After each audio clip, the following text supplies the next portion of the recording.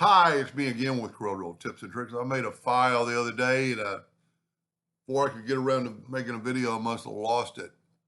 I'm going to go to the graph paper tool and I'm going to set mine on like 20 by 20. Now, holding down the control button, I want this thing to be 20 inches big. So with my ratio locked, and the reason I want that is now these cubes are 1 inch apart. And that's going to be a big help later. Let me see if I can reduplicate this. I was kind of upset I didn't save it. We're going to get the Smart Fill tool, and I'm going to fill in, I'm going to go ahead and do it in black. 1, 2, 3, 4, 5, 6, 7. Then on the middle one, I'm going to go 1, 2, 3, leaving a space for another one, so I'm going to have to go one more. And now I'm going to go longer than I need. Then on this one, I'm going to go just the opposite.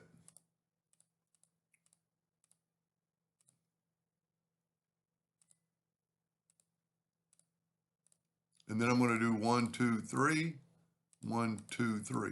So those are identical objects. I think I need it. I'm going to have to go a little bit longer to make this work, because if we grab these, and I'm going to go ahead and group them for a second and make a duplicate, I'm going to nudge it over that 1 inch. Well, I didn't set my nudge. I'm going to delete that copy. I'm going to set my nudge factor on 1 inch. I could actually set it on higher, but see how it's moving at 1 inch at a time? So Control D, yep, I need to make this longer in both directions to get it to like kind of fit. So what I'm going to do, since this is grouped together, I can nudge it over and I can ungroup it for a second, go up to Object, Group, and Ungroup. And then I'm going to put a longer one on both ends. And then I'm going to group that together, Control G, and then I'm going to duplicate it, Control D, Control D, and then I'm going to nudge. See, the 1 inch is really helping me. That's exactly what I want. So it's good. So I'm going to take all this and ungroup it. And then I'm going to select it all and I'm going to weld it. Now it becomes one unit. And there's a lot you can do with this. We're going to try something first. It makes a little bit of difficulty. We're going to take an ellipse because we want some overhang on this. Normally you want things touching or crossing. I'm going to Control D and make a duplicate and then bring this down. And then I'm going to make it a little bit smaller. I'm holding down the Shift key. Now I'm going to take a 2-point line and hit P. And I'm going to rotate that. I'm going to Control D. I want that line in the middle. And then I'm going to take this and Control D and make it a -10. So we've got a 20-degree, because that line's going to maybe help us in a minute. So I can actually take away that line for a second to make my envelope form. I'm going to take and fill that in. Okay, I'm going to change my nudge to like 6 inches. So I only have to nudge it once. Well, twice. 1, 2, inside. Take away the fill, add an outline. Then we're going to grab this, go up to Effects in Envelope, and right down here it's Create Envelope from this. Now, for some strange reason, something happened. I'm going to Shift select both of them and hit EC. For some reason, it puts it over the edge. I don't know why. So I'm going to nudge that back. Actually, I need to get rid of that box. And I'm going to nudge this back. I don't know why it does that, but it does.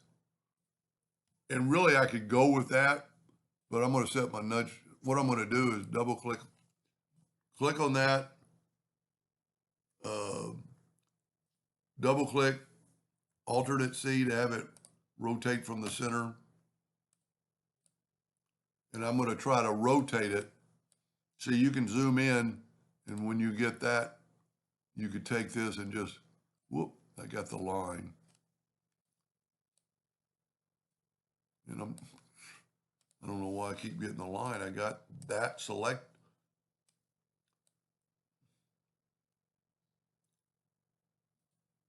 There we go. I wasn't getting my handle. So I'm going to try to go right about to that line.